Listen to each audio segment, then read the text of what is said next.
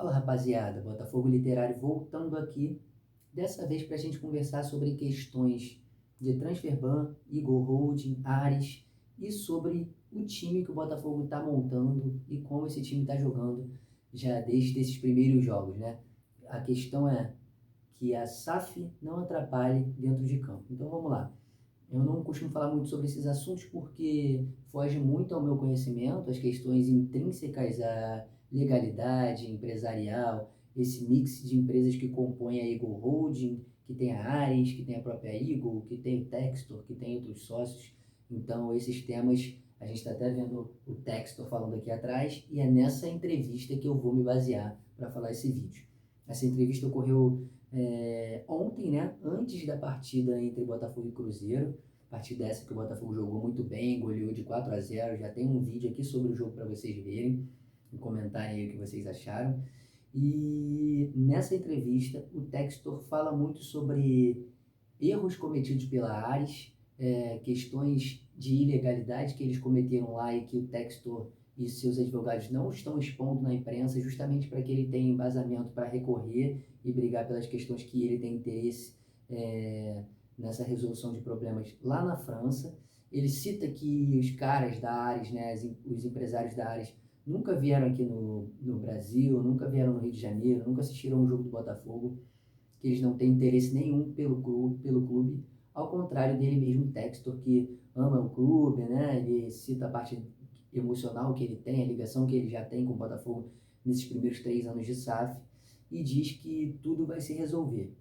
Ele fala também que ele tem 2 sócios, ele cita o nome das empresas, fala que esses sócios já tiveram negócios com ele nas áreas de tecnologias. Eu suponho que sejam aqueles sócios que ele teve quando ele trabalhava na empresa de efeitos especiais, que chegou até a ganhar Oscar e tal. Então ele cita essas situações, que esses sócios são amigos dele, que já fizeram negócio com ele há anos, são pessoas confiáveis e que eles estariam se alinhando para que, no que eu entendi, eles se associassem realmente à organização para gerir o Botafogo e os ideais esportivos do Textor.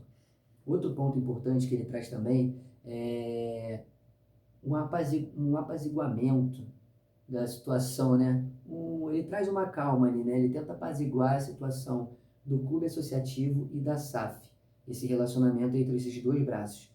Ele fala que ele está buscando se encontrar com o presidente, o JP, né, do clube associativo. Isso, a ideia dele era que acontecesse antes do jogo que acabou de terminar, mas que eles iam conversar e que ele tinha uma solução de dar entrada no pagamento do Transferban com recursos próprios e que dependeria apenas de assinatura do conselho deliberativo, pelo que eu pude absorver, do clube associativo. Então, pelo que eu entendi se o clube associativo autorizar, Textor entra com a verba própria para resolver de imediato a questão do Transferban.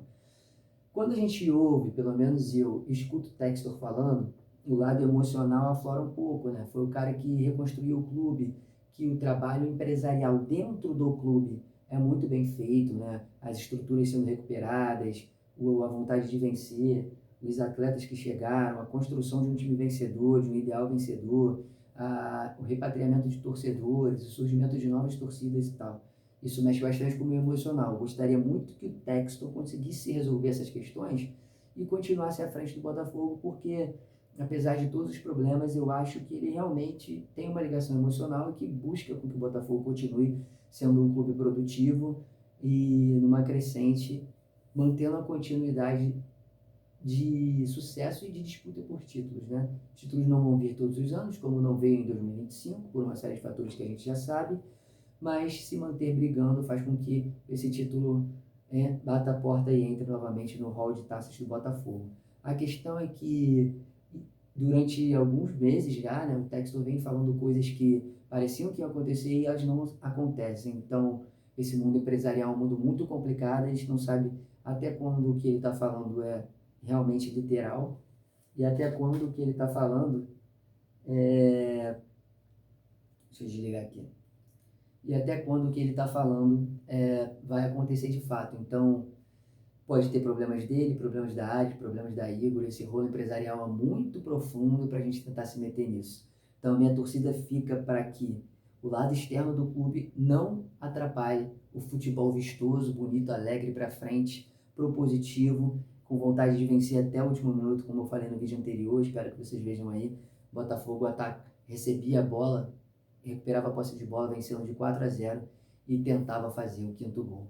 É isso aí, só uma percepção para não deixar de falar sobre esse assunto. Fica a minha torcida, a gente já tem 3 atletas para registrar. Textor fala de trazer mais atletas para reforçar o elenco.